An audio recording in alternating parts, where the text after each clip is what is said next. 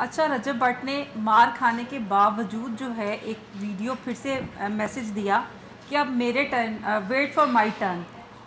अब आपको क्या लगता है कि आगे क्या होगा? वकला के खिलाफ कोई कार्रवाई की जाएगी? वकला के खिलाफ क्या कर सकता है वो?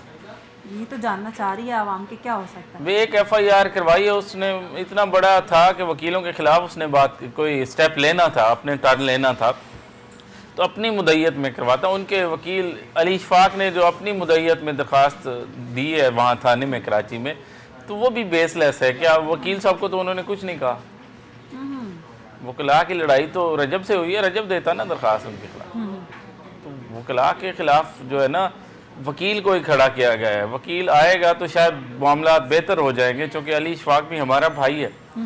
अगर रजब खुद उनके खिलाफ मुद्दाई बनता तो फिर और नताइज होते उनके। जाहिर है वकीलों तो को क्या वहाँ को उनके वकील में इतना वो दमखम नहीं है कि वो रजब भट्ट को ठीक से गाइड करें कि तुमने ऐसे लेके चलनी है चीज़ों को? नहीं, वो गाइड क्या करे, वो तो बेचारा खुद उसका वकील है, किसी एक चैप्टर में उसका कोई लाइफ कोच तो नहीं है।